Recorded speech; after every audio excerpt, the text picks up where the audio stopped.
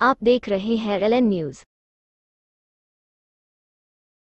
यानंतर महाराष्ट्र राज्याचे लाडके मुख्यमंत्री सन्माननीय देवेंद्रजी फडणवीस साहेब यांना मी मंचावरती आमंत्रित करू इच्छिते। जोरदार टाळ्या झाल्या पाहिजेत। खरं तर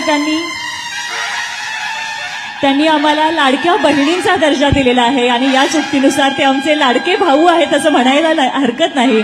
आम्हा सगळ्यांच्या लाडक्या भावासाठी जोरदार टाळ्या झाल्या पाहिजेत। भारत माता की, भारत माता की।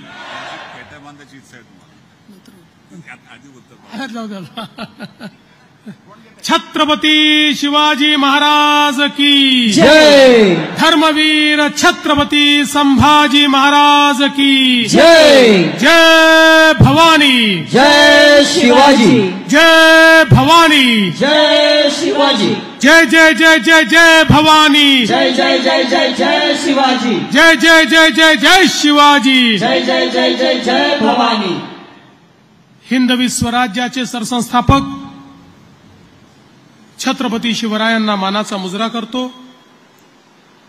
भारतीय राज्यघटनेचे शिल्पकार भारतरत्न डॉक्टर बाबासाहेब आंबेडकर यांना मानवंदना अर्पित करतो। आजच्या या अतिशय सुंदर सोहळ्यामध्ये आपल्याला आशीर्वाद देण्याकरता या ठिकाणी उपस्थित असलेले परमपूजनीय स्वामी गोविंद देवगिरी महाराजजी, परमपूजनीय बालयोगी सदानंद बाबाजी, राष्ट्रसंत निळकंठ शिवाचार्य महाराज, परमपूजनीय आलोकनाथ महाराज, त्याचप्रमाणे मंचावर उपस्थित असलेले सन्माननीय आमदार किसन कथोरेजी, सन्माननीय खासदार सुरेश म्हात्रेजी, सन्माननीय माजी खासदार कपिल पाटीलजी, आमचे सहकारी निरंजन डावखरेजी, दौलत दरोडाजी, ज्यांचा जन्मदिवस आहे ते आमचे सहकारी महेश चौगुलेजी, श्री विश्वनाथ पाटीलजी, नरेंद्र पवारजी, जितेंद्र डाकीजी, विजय सूर्यवंशीजी, अशोक शिंगारेजी, संजय दराडेजी, DM स्वामीजी, रोहन घुगेजी, श्री अनंता भोईरजी, ज्यांच्यामुळे हे मंदिर साकारलं गेलं ते सन्माननीय इथले संस्थापक अध्यक्ष शिवक्रांती प्रतिष्ठान राजीव चौधरीजी आणि ज्यांनी त्यांना मार्गदर्शन केलं ते हबप डॉक्टर कैलास महाराज निचिते, या संपूर्ण शिवक्रांती प्रतिष्ठानचे टीमचे सर्व सदस्यगण आणि या ठिकाणी उपस्थित सर्व शिवप्रेमी शिवभक्तांनो, आपल्या सर्वांना मी छत्रपती शिवाजी महाराज यांच्या जयंतीच्या खूप खूप शुभेच्छा देतो। आणि सर्वात पहिल्यांदा मी आभार मानतो राजू चौधरी आणि कैलास महाराज निचिते यांचे की त्यांनी अतिशय सुंदर अशा प्रकारचं महाराजांचं मंदिर या ठिकाणी तयार केलं। महाराजांचं मंदिर कशा करता? महाराजांचं मंदिर या करता की आज आपण आपल्या इष्टदेवतेच्या मंदिरात जाऊन इष्टदेवतेची साधना करू शकतो। याचं एकमेव कारण छत्रपती शिवाजी महाराज होते। त्यांनी देव देश आणि धर्माची लढाई त्या ठिकाणी जिंकली। म्हणून तुम्ही आणि आम्ही हिंदू आहोत आणि आपल्या देवतेचं दर्शन करू शकतो। आणि म्हणून जसं हनुमानाचं दर्शन घेतल्याशिवाय प्रभू श्रीरामांचं दर्शन पूर्ण होत नाही, तसं छत्रपती शिवरायांच्या दर्शनाशिवाय कुठल्याच देवाचं दर्शन हे आपल्याला त्या ठिकाणी कधीच फळणार नाही। आणि म्हणूनच छत्रपती शिवरायांचं मंदिर या ठिकाणी बांधण्याचा जो निर्णय हा या आमच्या प्रतिष्ठाननी राजूभाऊ तुम्ही सगळ्यांनी घेतला, मी खरोखर तुमचे मनापासून आभार मानतो। आणि तुम्ही हे जे काम केलेलं आहे या कामाकरता, तुमच्या या मेहनतीकरता, तुमच्या या समर्पणाकरता तुमच्याही ठाई मी नतमस्तक या ठिकाणी होतो। हे जे काम तुम्ही केलेलं आहे अद्वितीय अशा प्रकारचं काम आहे। अतिशय सुंदर अशा प्रकारचं मंदिर केवळ मंदिर नाहीये, त्याला सुंदर तटबंदी आहे, अतिशय चांगलं बुरुज त्या ठिकाणी आहे, दर्शनीय अशा प्रकारचा प्रवेशाचा मार्ग आहे, बगीच्याची जागा त्या ठिकाणी आहे आणि शिवरायांच्या जीवनातले सगळे प्रसंग देखील आपल्याला त्या ठिकाणी पाहायला मिळतात. अतिशय सुंदर शिवरायांच्या जन्मापासनं तर राज्याभिषेकापर्यंत आणि छत्रपती संभाजी महाराजांनी ज्यावेळी वाघाचा जबडा फोडला होता त्या प्रसंगापर्यंतचे सर्व प्रसंग हे आपल्याला या मंदिरामध्ये पाहायला मिळतात. आणि याचा उल्लेख झाला की छत्रपती शिवरायांसोबत महाराष्ट्राची कुलस्वामिनी आई तुळजाभवानी देखील आहे आणि राष्ट्रमाता राजमाता आई जिजाऊ मासाहेब देखील आहेत. त्यामुळे खऱ्या अर्थानं हे राष्ट्र मंदिर आहे असं जर मी म्हटलं तर ते चुकीचं ठरणार नाही. हे राष्ट्र मंदिर या ठिकाणी निर्माण झालेलं आहे की ज्यातनं एक मोठी प्रेरणा ही आपल्या सगळ्यांना मिळणार आहे.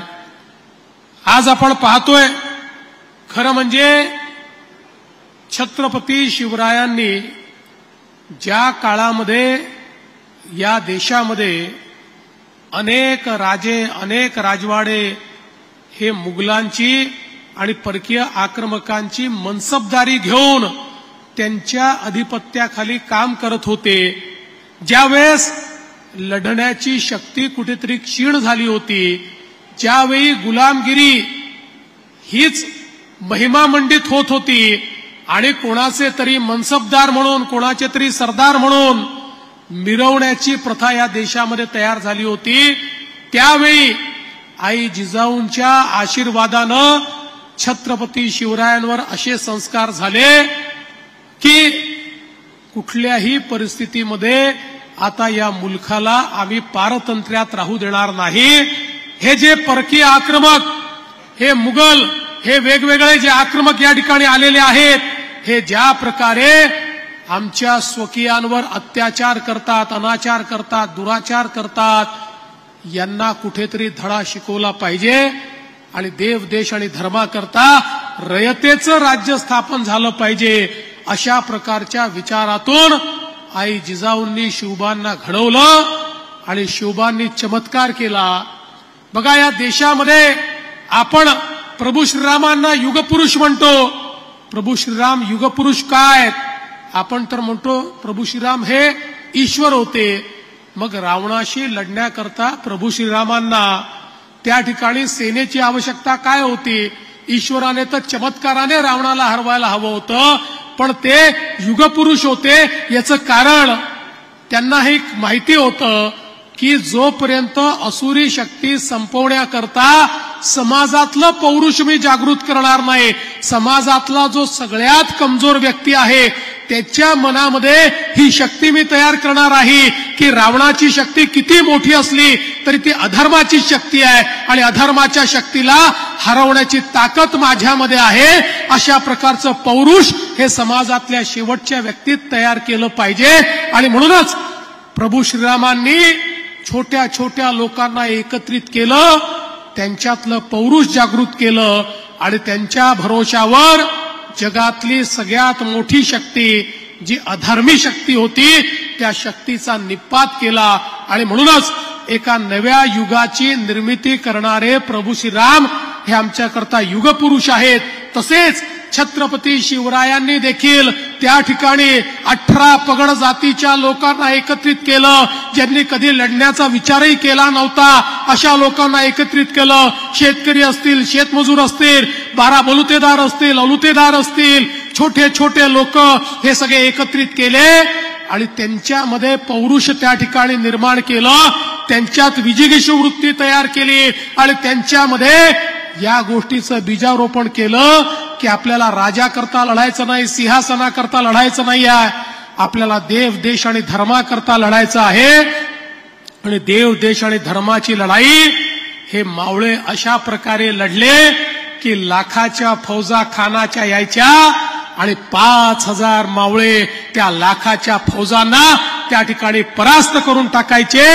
हे जे बीजारोपण त्या ठिकाणी छत्रपती शिवाजी महाराजांनी केलं, त्यातूनच पुढच्या काळामध्ये छत्रपती संभाजी महाराज, राजाराम महाराज, तारा राणी यांच्यापासनं तर मराठ्यांनी अटके पार झेंडे लावले आणि त्या ठिकाणी अफगाणिस्तानापर्यंत संपूर्ण हिंदवी स्वराज्याचा भगवा झेंडा हा छत्रपती शिवरायांच्या प्रेरणेने या ठिकाणी लागला.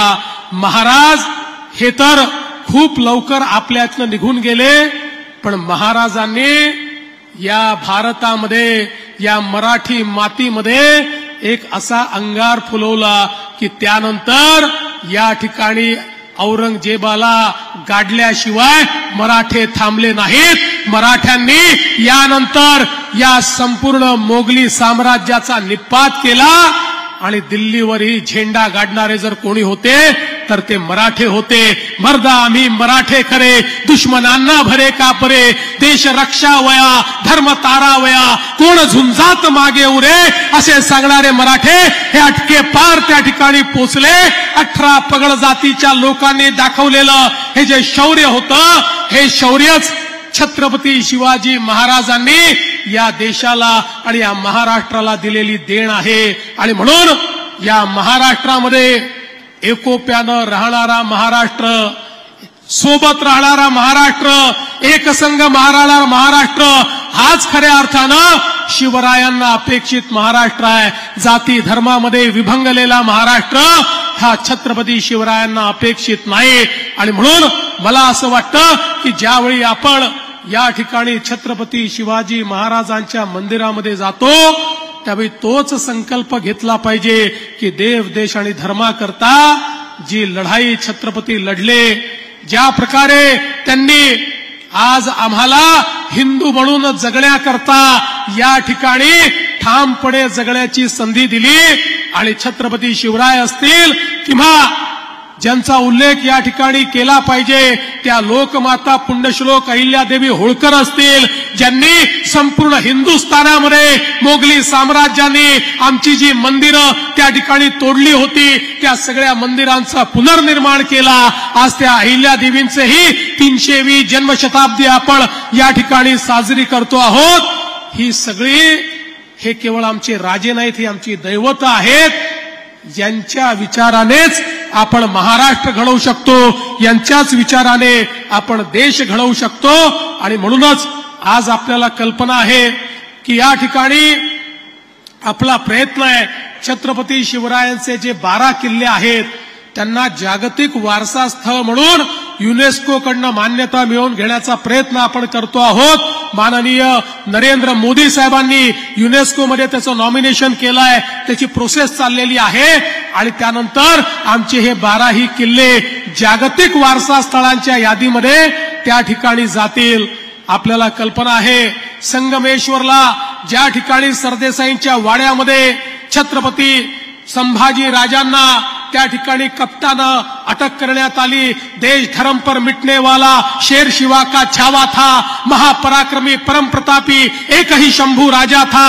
अशा प्रकारचे छत्रपती संभाजी राजे, त्या संगमेश्वरचा वाडा देखील आता आपण त्या ठिकाणी विकासाकरता घेतो आहोत. आणि त्याही ठिकाणी अतिशय चांगलं स्मारक हे छत्रपती संभाजी महाराजांचं आपण करणार आहोत. वडू आणि तुळापूरला तर आपण ते करतोच आहोत. आणि यासोबत उत्तर प्रदेशच्या सरकारला आम्ही विनंती केलेली आहे की आग्र्याला ज्या कोठीमध्ये छत्रपती शिवरायांना त्या ठिकाणी कैद केलं होतं तीही आम्हाला महाराष्ट्र सरकारला स्मारक म्हणून विकसित करण्याकरता आपण त्या ठिकाणी द्यावी.